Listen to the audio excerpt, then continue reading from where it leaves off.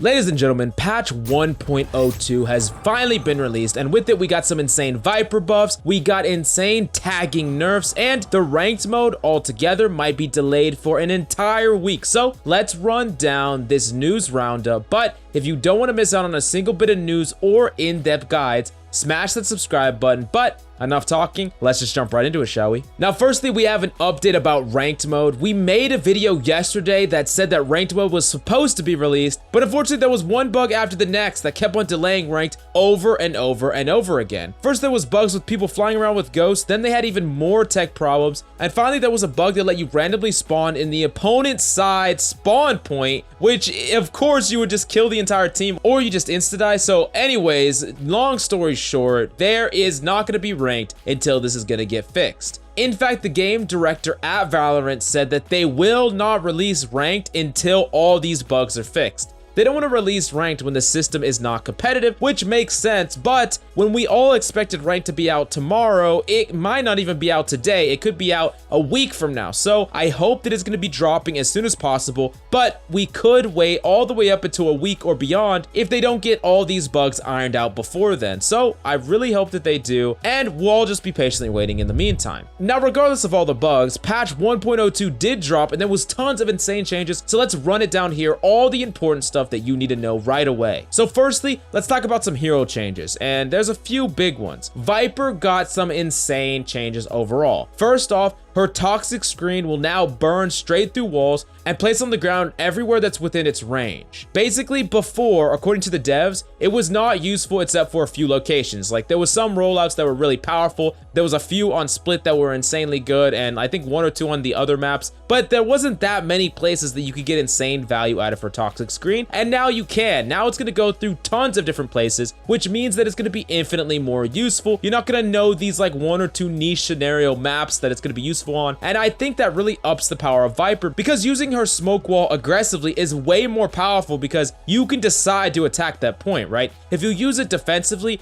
enemies get the option to potentially rotate off, and the fact that you're going to have way more aggressive options with this ability means that it's just going to be better all around for Viper players. Now, the next buff that we have to talk about is a buff to Snakebite. So Snakebite actually will do less damage, but when enemies are tagged by it, it will apply a fragile affliction which doubles all incoming damage to them, making the Snakebite do about the same damage, but it makes Snakebite quite a bit more lethal, because if they get afflicted by fragile and then they get shot by regular weapons, it does double damage, which in this game basically means you die right away. Now, if you master Snakebite and can get it right into the corners that you want to, this could be a pretty powerful buff, and of course it just makes Snakebite better than it already was. Unfortunately though, in my opinion, a raw damage output buff would actually be better at accomplishing what an AoE damage is supposed to do. You really want to punish enemies either killing them altogether or force them completely out of locations, and while this does that to an extent, it still doesn't quite reach the power level of something like Molly, for instance, with a much higher DPS, but you still do get 2 Snakebites. So I do think that this is better, of course, but I'm still not convinced that it's better than a lot of other AoE options. Now, lastly, Poison Orb actually got a pretty important nerf.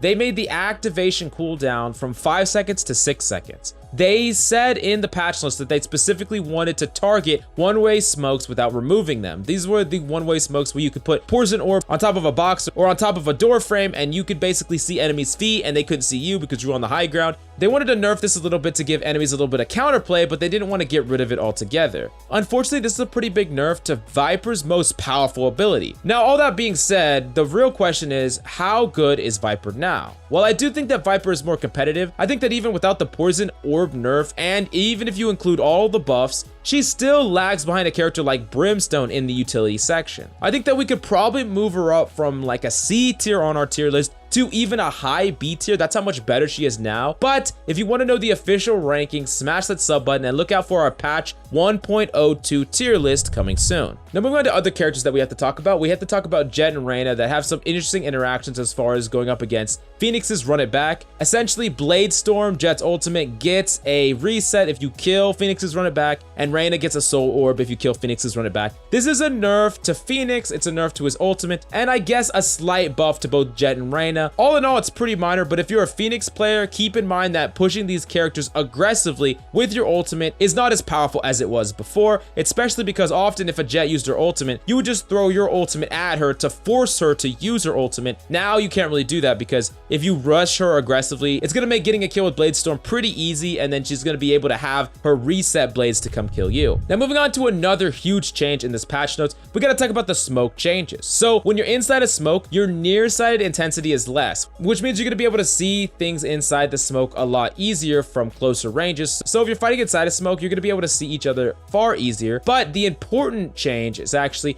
the decreased blind fall off value. Essentially what this means is that you're going to be able to see outside of a smoke sooner than you did before, because what used to happen is that enemies just saw you so much before you saw them when you're trying to push out of a smoke that you almost always died if they were waiting for you. The only time you didn't die is if no one even expected you to push through a smoke at all. And this change specifically affects smokes like dark cover, sky smoke, the list goes on and on. The bottom line though is that you can push through smokes more now and get punished for it far less, so that means this aggressive playstyle is gonna be buffed altogether. Now we got some small Bucky changes to cover. I'm not really gonna go into the numbers, but all you need to know is they had some type of mix up with the run accuracy and the crouch accuracy and the walk accuracy, but now the run accuracy is actually nerfed, the crouch walking accuracy is actually nerfed, but the walk accuracy is actually buffed. So essentially every time you run up to someone, if you're gonna right click them with the Bucky, make sure that you press shift and counter strafe and then right click. Now moving on to the map changes, they did tons of map changes in the patch notes. We're not going to cover them all here, but a TLDR about what all these map changes did is they nerfed a lot of deep corners. They felt that some places of the map required either tons of utility or coordinated swings or both in order to completely control. So they wanted to tone it back a little bit. I think that's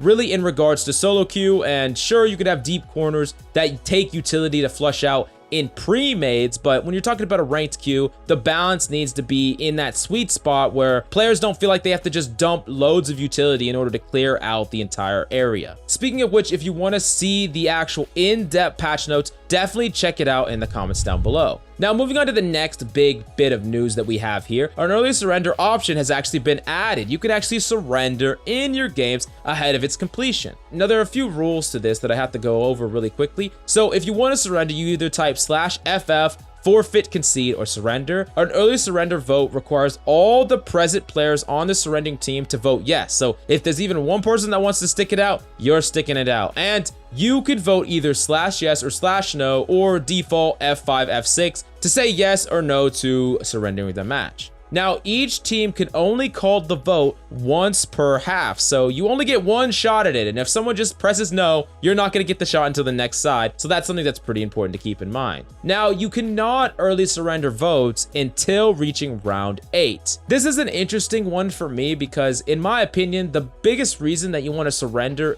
right off the get-go is that someone DCs, right? And if you know in the 3rd round that someone already DC'd, I think that in cases of DC, you should be able to surrender earlier. Definitely let me know your thoughts in the comments down below. Now, lastly, the winning team gets round win credit for every round necessary to bring them up to the victory condition, which is 13 rounds. The surrendering team will get loss credit for every round necessary to bring them up to 13 rounds as well. Now, I'm not entirely sure if you're going to be able to surrender in ranked mode. If you can, this is a really interesting one because it means that even if you're down a person or you're really unlikely to win, surrendering is actually going to only hurt you because even if you can win a couple of rounds that you wouldn't have won, you will actually lose less MMR than if you just surrender because this is going to count every single one of them as a loss. Although it only says wins, it doesn't say anything about your individual play, so I really don't know how this entire system works. I hope they break it down more in the future. Now, in huge changes to the entire game of Valorant as we know it, there has been a giant nerf to tagging, which is the slowdown effect when hit by enemy fire. So taggment movement speed reduction was from 80% to 70%, and now tagging movement speed reduction through wall penetration was 35%, and now it's 25%. And on top of this, they increased the time it takes to reach the desired slow amount when tagged by 100%, so you don't slow down instantly, it happens a little bit over time. Like a good analogy would be you're running, you like hit your arm against a wall, and you don't realize the pain for like a second, then you're like, oh, and then you slow down. That's kind of what this does. It makes it so you don't actually slow down completely until a little bit after you actually get tagged.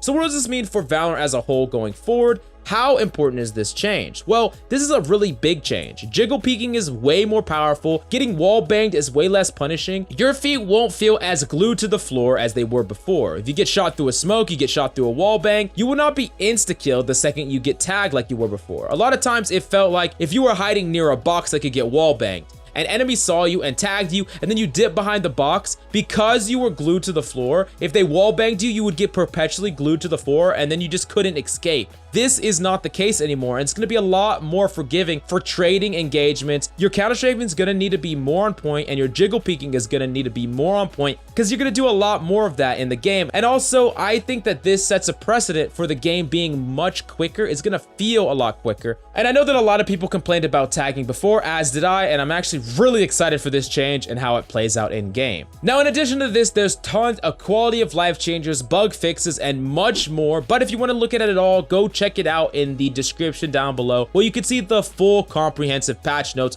1.02. Anyways, I hope that this news update has been extremely helpful. If you want to make sure that you don't miss out on a single bit of content, please smash that sub button. But that's all we got for you today. I'm Coach Mills, and of course, until next time.